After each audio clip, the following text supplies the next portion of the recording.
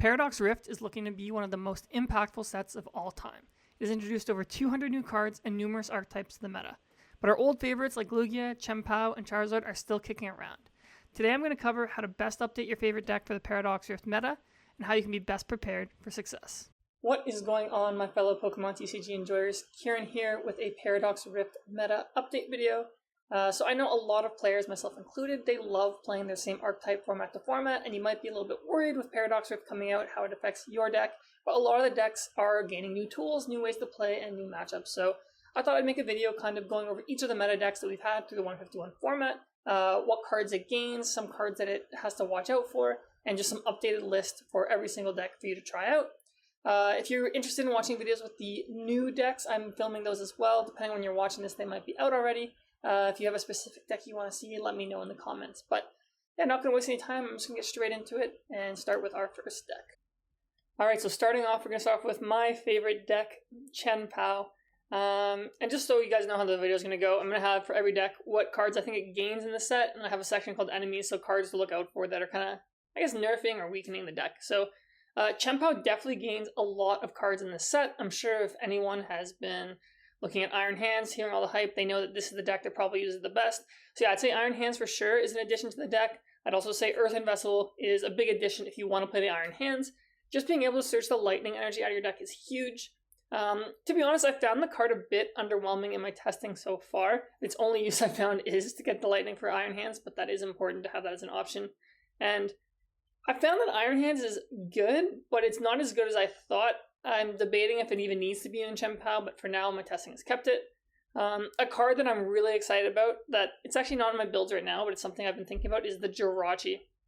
So you're going to see this card a lot in this video. Its stellar availability blocks all damage counters being placed on your bench Pokemon by effects of attacks by your opponent's basics. So basically this card just reads block Sableye and block Yoga Loop Medicham.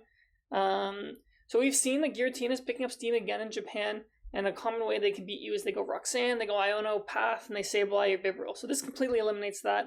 And Lost Box is, I think, going to fall off in meta share, but that's always been a matchup where I'd say it's probably not the best for Chien-Pao. So just having the option to block Sableye, I think it's massive. And we have seen Iron Valiant, which I'll get to later, pick up in play, and that uses Yoga Loop to just completely decimate your board. So I think Giratina is a card, if you're expecting to see Giratina, if you're expecting to see Iron Valiant decks, it's a card I'd probably include in Chien-Pao. So it's a meta dependent, but I think it's a great tool that really strengthens your matchups. And finally, I have TM Evolution. This is another card we'll see coming up a lot in this video. It's a tool card that lets any Pokemon use the attack for any colorless energy to choose two of your bench Pokemon and evolve them. So with Chien-Pao, like, it would be pretty cool to just immediately evolve into Bibarel. You can play Arctibax to stage 1. I currently don't think this is the way to play Chien-Pao, but it is something to keep in mind if the meta ever shifts, that you could include this in your build. And here for the enemies, there's a few new cards in the set. The main one I think that's the most concerning is the Toad Scroll. Its Slime Mold Colony ability. It blocks any cards from your discard come in your hand by the effect of trainer cards. Or abilities, actually. So basically this blocks Super Energy Retrieval, which is the main one, and it also blocks Pokestop from working, since Pokestop says put them in the discard and then pull them out. So definitely an annoying card. I don't know how much this will see play. You have to play Toad School in your deck, or you have to play maybe like Zoroark or something, but it is something to keep an eye out. If you are struggling with Chien-Pao as a deck, like for example like Charizard, let's say, like this is a card you can definitely think to include, because I'd say it definitely swings the Chien-Pao matchup a lot. Some other cards here, the Iron Valiant. In my testing, this card has been super annoying. It just cleans up your Frigibaxes super quickly. It can take out Manaphy. So yeah, I think a call out actually in this meta is if you don't know what your opponent's playing, like if you have, for example, like a Frigibax and a Bidoof in your hand, normally I'd only bench one, but now going forward I might have to start benching two because this card is super annoying. And finally I put the Scream Tail here. I think Gardevoir is still a good matchup, but now they have their own Pokemon that can snipe, and Scream Tail with 4 energy, it knocks out a Baxcalibur perfectly. So just a call out, you have Manaphy still for that matchup if you know your opponent plays it, but it is a little bit annoying. Okay, so now let's go through some lists. So this is my current Chien-Pao list that I've been rocking with. This is basically just Canadian Pao with a few changes to fit in the Iron Hands. So I think Grant Shen's list he's been using has been the most popular. So I use that as our base.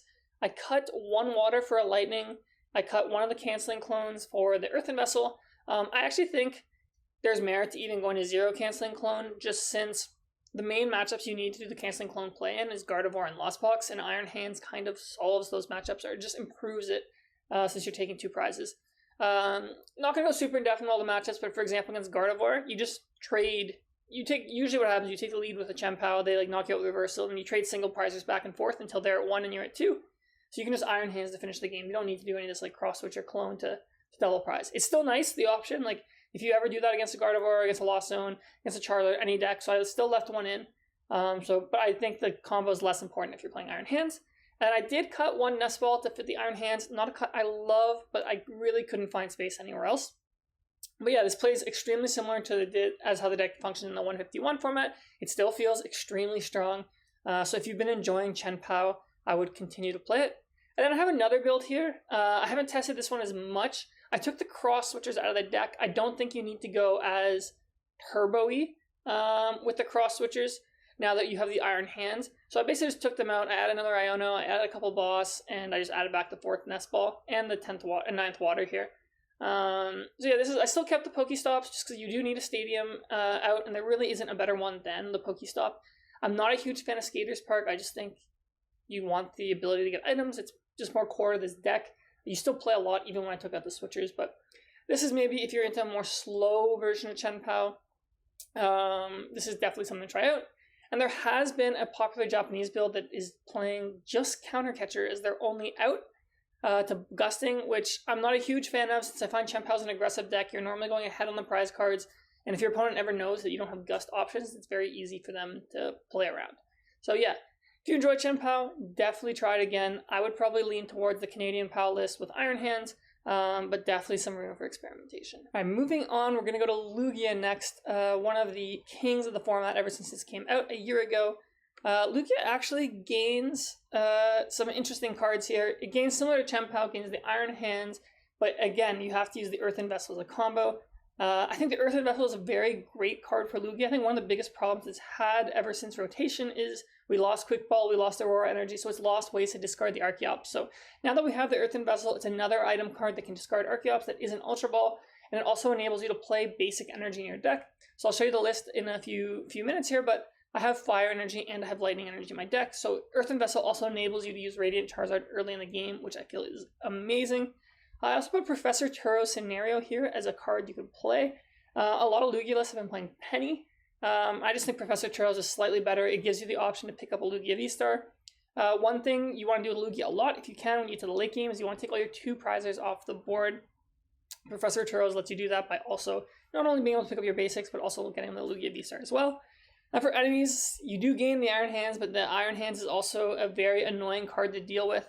Lugia V is obviously weak to Lightning, so if your opponent gets like an early Iron Hands, or you just have an unevolved Lugia, that's 3 prizes sitting on your board. And also this deck relies super heavily on Lumineon, which is also weak to Lightning. So Iron Hands is definitely something to be super careful with, since you do weave in 1 prizers like the Snorlax, like the Radiant Charizard. So if your opponent, for example, has a prize map now, they can knock out a Lugia V-Star, they can knock out a Snorlax, then if you just have a Lumineon sitting there, that's their last attack of the game. So while it does gain the Iron Hands, you have to also be careful of it.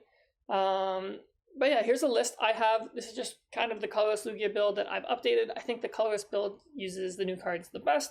So you can see here, I put 2 Earthen Vessels, and I put 2 Lightning and a Fire. I've just found that being able to Charizard early is really good.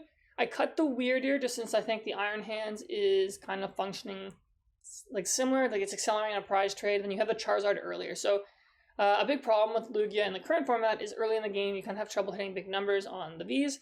Now you can Radiant Charizard as early as turn 2, to be honest, as soon as you get your Archeops, now that you have the Fire Energy in the discard. So definitely think this deck is still strong. If you enjoy Lugia, try it out with the Earthen Vessel. And then if you do enjoy playing the single strike Lugia, I honestly don't think anything's changed. This is just for who already's list I haven't played single strike in a while, so I'm not an expert, so I just thought I'd take a strong player's list here. So yeah, if you like the single strike version, I still think it's strong. Miraidon is still a strong deck in the format, so having that Stonejourner as an option is very strong and powerful. This version also has Tyranitar V, so it's easier to hit large numbers. But I do like that the colorless version, it has more single prize attackers, a little bit more utility, while the single strike version is a little more straightforward. All right, moving on here, we have Charizard EX. So Charizard EX, I think, is a deck that really picked up steam towards the end of our 151 meta, and I think it is, again, a strong deck coming into the Paradox Rift format. So the main cards it's gained here, I put Technical Machine Evolution. Just the early results out of Japan, this card is seeing a ton of play in Charizard builds. It seems like Pidgeot's kind of fallen off a bit, and this is a new way to play. From my testing, I do really like the Technical Machine Evolution. I think your deck is already playing Arven, so just including this in the deck just makes it even stronger. Great turn 1. I think Jirachi is another fantastic card to put in the deck. Again, you're stopping Lost Box from doing damage with Sableye. You're stopping Iron Valiant from Yoga Looping, so don't need it. It's obviously meta dependent, but I just think having the option is fantastic. I mentioned earlier in the video against Chien-Pao is Toedscruel. Toedscruel is an interesting card because I'd say Charizard's worst matchup probably is Chien-Pao, which I do foresee being a popular deck in the Paradox Rift meta. So if you're really struggling with that matchup, I think Toedscruel is a great inclusion if you can find a way to make it work. And maybe you can even play the Toedscruel EX if you want to do that. I haven't tested a lot with it, but I think it's something to keep in mind. And then one card I love, you're going to see this come up a lot in the video, is the Counter Catcher. So the Counter Catcher is if you're losing, it basically is boss's order on an item. So it's just an incredibly powerful card. As a Charizard deck, you're normally setting up, you're normally flying behind on prizes. So just having the option to have a boss on an item is just insanely strong. Being able to use Counter Catcher and Iono in the same turn, insanely strong. So definitely a card that buffs this deck. And here for the enemies, I did put the Iron Valiant and the Iron Hand. So the future Pokemon here are a little bit annoying. So the Iron Valiant, from my testing, it's extremely strong against any deck that evolves, and it's extremely weak against any deck that doesn't evolve. So again, your Charizard deck is just going to get destroyed by the Tachyon Bits ability. You can just pick off Charmanders, pick off Mew, pick off Manaphy, pick off whatever. It's very annoying, but I have found if you can get to a Charizard EX, their deck does have a little bit of trouble getting through it. So it makes your early game a little weak, but if you get through it, you're pretty good. And then I also have the Iron Hands here.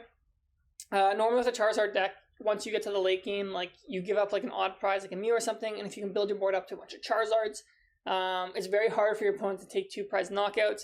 But yeah, now with the Iron Hands, if you have a Charmander, you have like a Pidgey, you have a Mew, a Manaphy, anything, like you just have 2 prizes just sitting on your board against a lot of decks that can incorporate the Iron Hands. So just something to be aware of.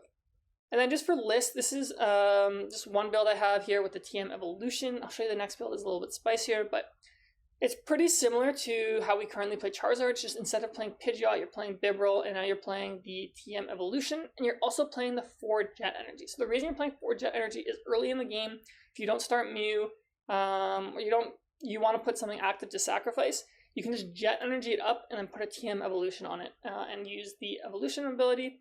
I also put 1 Counter Catcher, and then just another call out is I only play 1 Rare Candy in this build since you are relying more on that TM Evolution evolving to Charmeleon. One thing to call out is I'm putting the 100 HP Charmeleons in here. I do think there's merit to playing the 90 HP Charmeleon so you can level ball for them. Maybe I'd put 1, but normally I don't think it's that big of a deal. And I'm going to leak some sauce here that I've been messing around with. I've been messing around with playing Klefki in the Charizard. So Klefki's a card I think is actually getting a big buff with the Paradox Rift with TM Evolution. So I found if you can just start Klefki, a lot of decks in the format really struggle. So Miraidon, Roaring Moon, Chien-Pao, they all have basics like Squawk ability or Chien-Pao EX using abilities.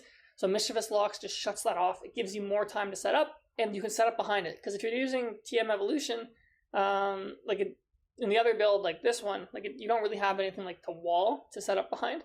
But if you can set up behind a Klefki, you're just slowing your opponent down and getting to build up to a big board, which I think is fantastic. So I definitely cut a little bit of the consistency to fit in the Klefkis. I still play 1 Rare Candy, but I just think this is a really cool way to play Charizard. It's a way I need to explore a bit more.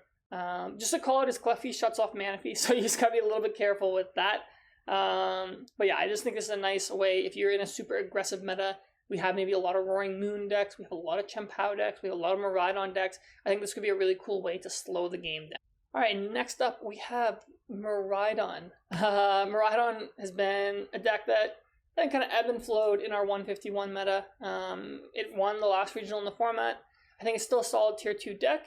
And obviously it is one of the other decks that can use Iron Hands the best besides Chien-Pao. So yeah, getting Iron Hands is absolutely massive for this deck. I think a lot of decks have been able to beat Miraidon because they could outprize trade it. Since with Miraidon, you're only using 2 prizers. So for example, if you face like a Gardevoir deck, they can work in a Shining Arcana Gardevoir. Just a 1 prizer kind of messes up your prize trade.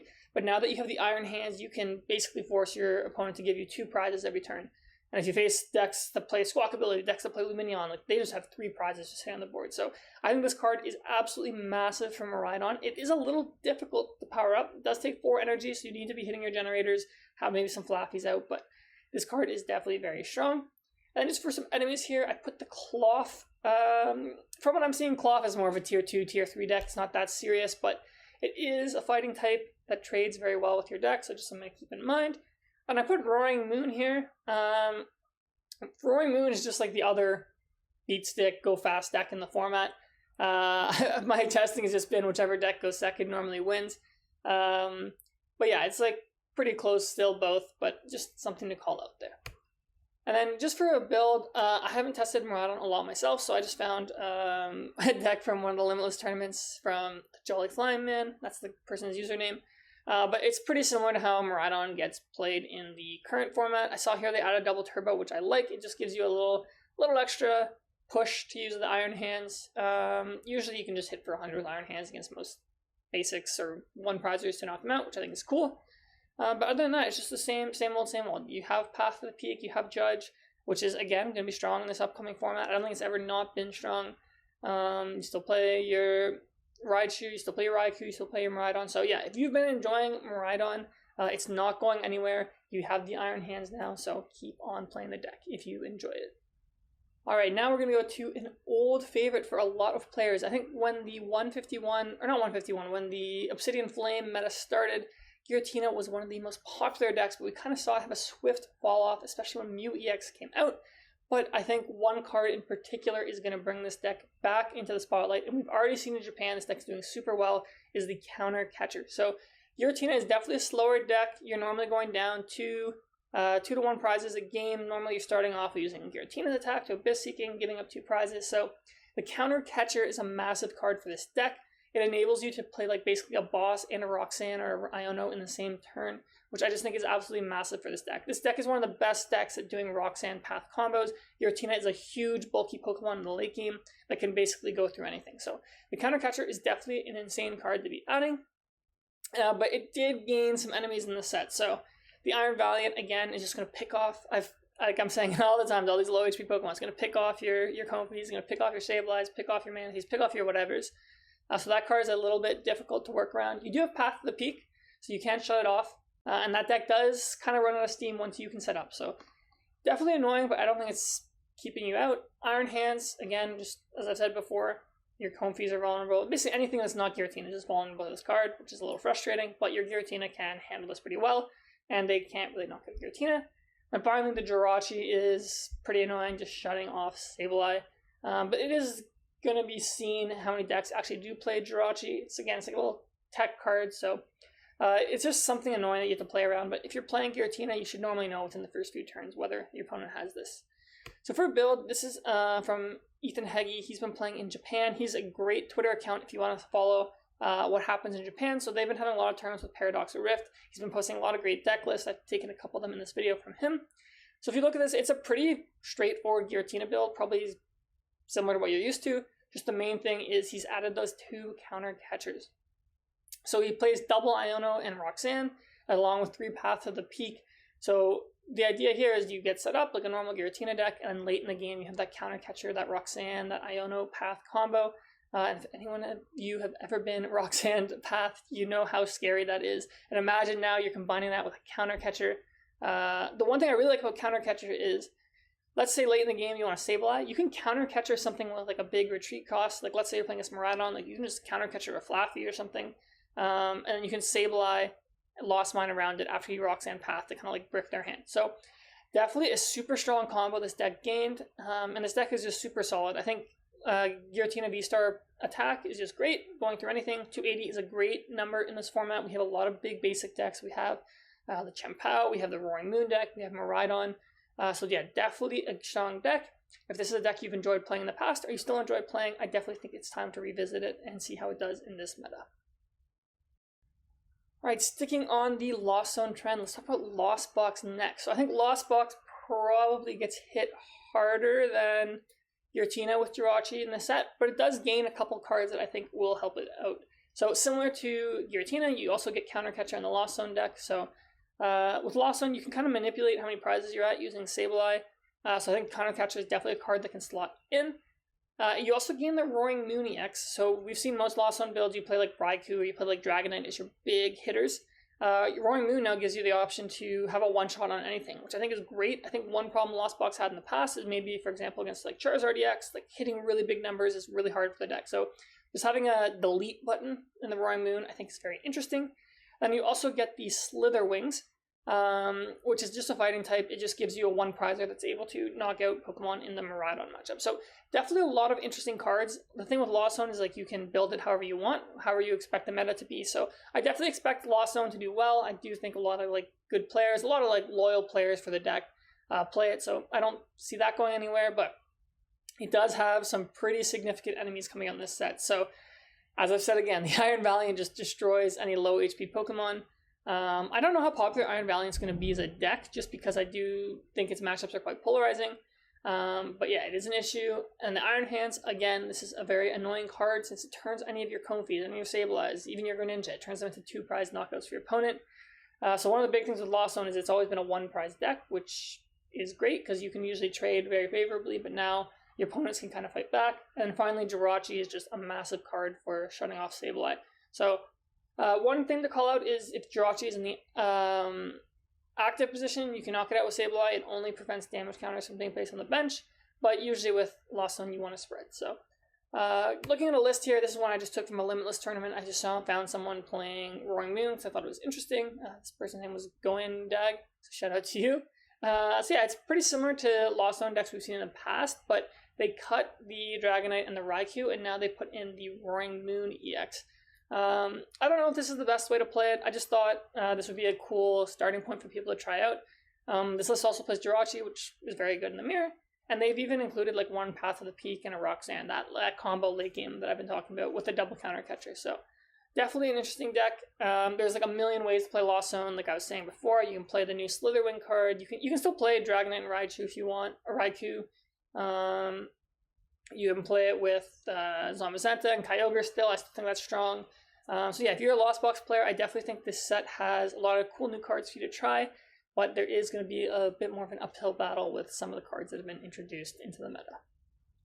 Alright, next up we have Gardevoir EX. I think this is a deck that a lot of people have been predicting the death of the most with the Iron Hands. And while I do think Iron Hands is a very big problem for this archetype now, I do think it has gained a lot of cards in the set as well to help it. I think, again, I've said this a lot in this video, but Counter Catcher is like a massive card for this deck. You already have the reversal energy. You're almost always playing from behind with this deck, usually like 2 prizes since you're using that Mirage Step. So just having the ability to Counter Catcher and Iono in the same turn, I think is incredibly strong. Just like 1, making your opponent get disrupted, and 2, just drawing cards and then using an item to use a boss effect, I think is great.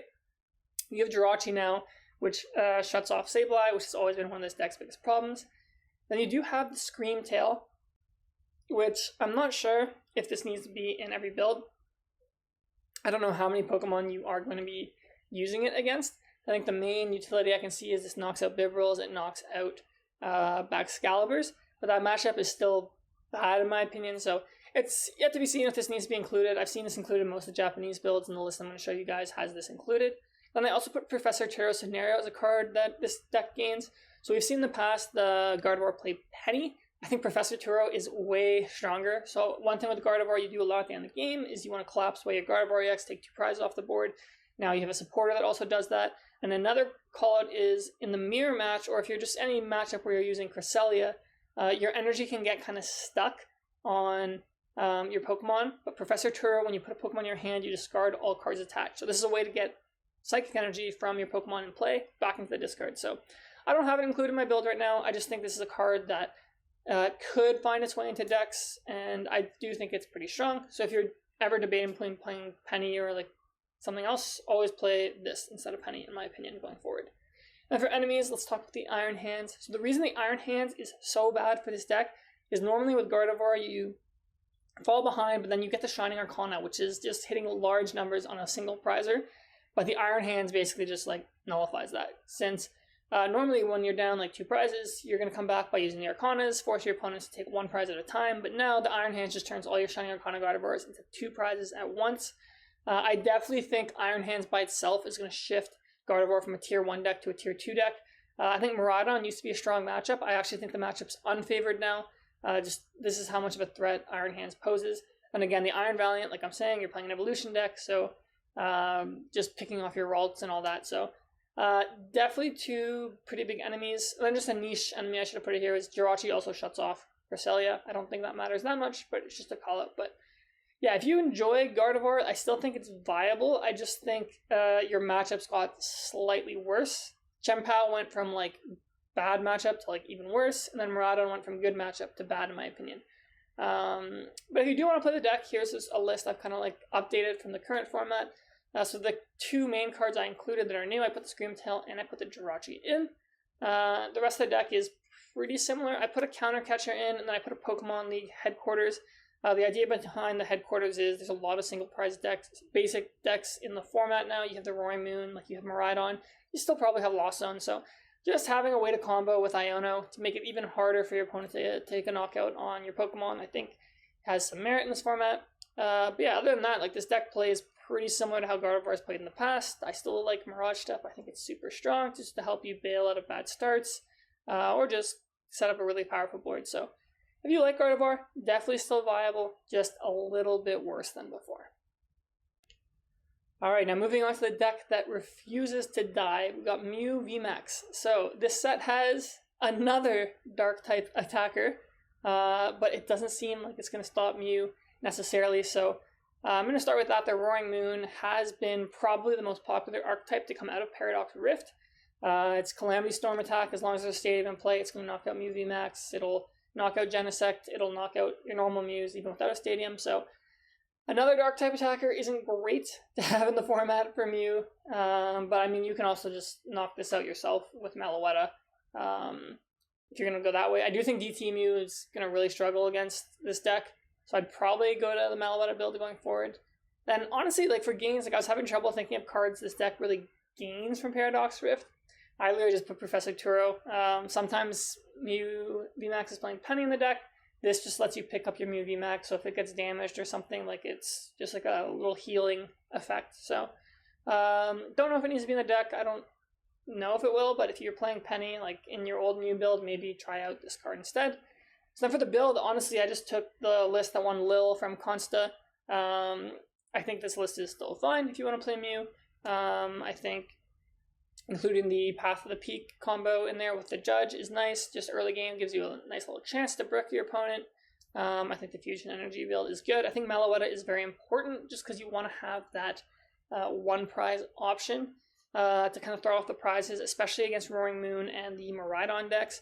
I do think if you go Mew Vmax against, like, for example, Roaring Moon, like, you have no shot. So if you can Meloetta them first, you take the first 2 prizes. I actually think you do win, since your prize trade is just favorable. You get to go 2-2-2, and your opponent has to take 3 prizes, 3 knockouts to win. So this deck could probably be iterated on a bit more. I'm not a Mew expert, but if you enjoy playing Mew, I think it's the exact same as it's always been. I foresee Spiritomb going down in play, since again I feel like Mew is off people's radar again, so I wouldn't be surprised to see Mew Vmax do well at the LAIC. Alright, now moving into some old favorites, let's talk about Zoroark Box. So I don't think this deck ever really took off. It's always been on the verge of competitive viability. Its main issue was it just had a horrible Lost Box matchup, but now Jirachi has come to save the day. So just this card itself just turns Lost Box from an unwinnable matchup to probably favored now. So I think that in conjunction with Lost Zone Box probably going down in play a bit is opening the door for this deck to have some success. And this deck is just cool because you can build it however you want. And also you get the counter catcher. Again, this deck relies on reversal energy a lot. So just having the counter catcher as an option is like amazing. Like I've said a million times, you can play Iono and counter catcher. You can play whatever support you want with counter catcher, which is great.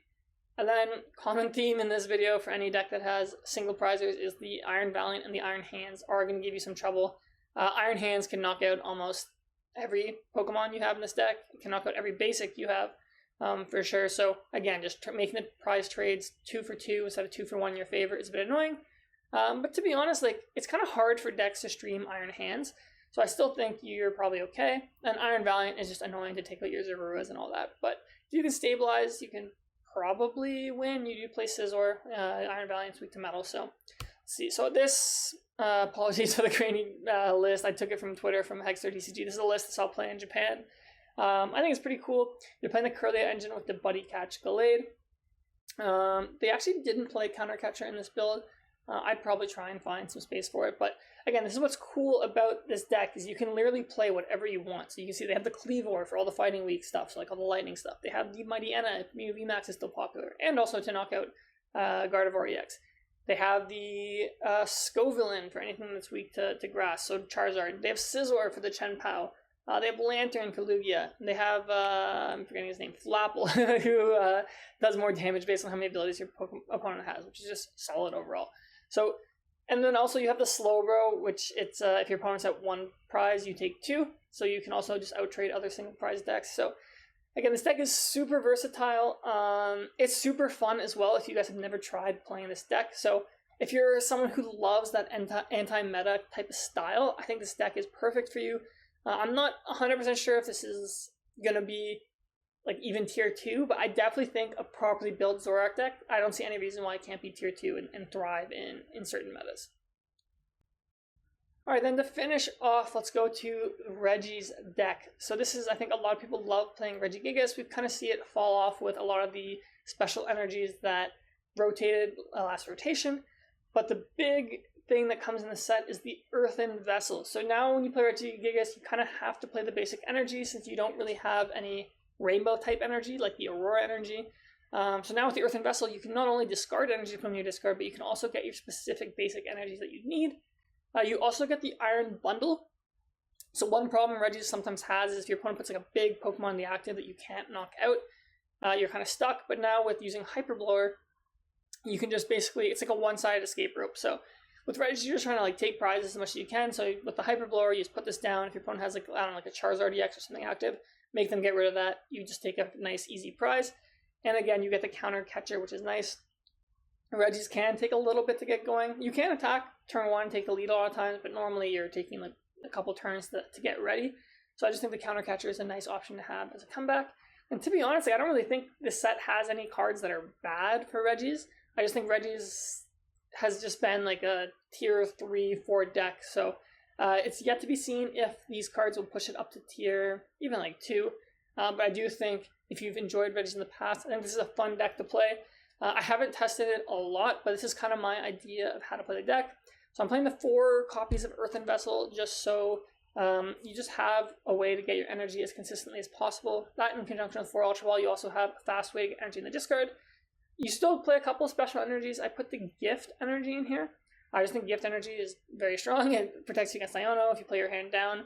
And I do play Luminous energy, so Luminous energy is a rainbow energy as long as the rest of the energy are basic. So, for example, if you're attacking with Regidrago, if you put the Luminous energy, you just need like 1 grass and 1 fire, then the Luminous can be the last grass. And then same thing for everything else. So, for example, if you have like Registeel, like the deck only has 1 metal energy in it, but if you have the Luminous energy with it, it counts as another steel. It is a bit annoying that most of the Regis need 2 basic energies to attack, so I was kind of like struggling picking which energies to put with each. So the energy count is definitely something that can be modified based on what your expected meta is, since if like you play 1 copy of one and it's prized, it is very difficult to just pull out all the prizes. So maybe I'll play another metal energy just since that's good against Chien-Pao. Maybe I might try and play 2 grass just because I think the Regidrago that does 240 is very relevant in this format. It's very good against Roaring Moon. It's very good against Miraidon. It's another option to knock out Chien-Pao. So yeah, definitely a fun deck, but it's again like a little inconsistent and a little linear. But I definitely think if you've enjoyed Regis in the past, maybe now is a good time to revisit it. That's going to conclude our video today. Thank you so much for watching. I hope you enjoyed it. I hope it was helpful. Let me know in the comments below which deck you're most excited to visit again, or just keep playing. And if there's any new decks you want to see, also put that in the comments for me. I've been testing a lot. I've been recording with them, but yeah, let me know which ones you guys want to see. I've been playing the Roaring Moon a lot. I've been playing a lot of Chien-Pao. I've been messing around with the Charizard build, so definitely super open to making guides or just some gameplay for all the decks. If you did enjoy the video, please like and subscribe. It does help my channel a lot. If you want to get more of me, you can follow me on Twitter at Ciaran_TCG. I also do a podcast with my good friend Anil Saini. It's called the Shift Gear Podcast on Spotify. And if you're interested in coaching, I'm on Metafy, but it's a lot easier and I prefer if you just DM me directly. So if you're interested in that, definitely don't hesitate to reach out and try and respond as soon as possible. But other than that, thank you so much for watching and have fun playing Pokemon.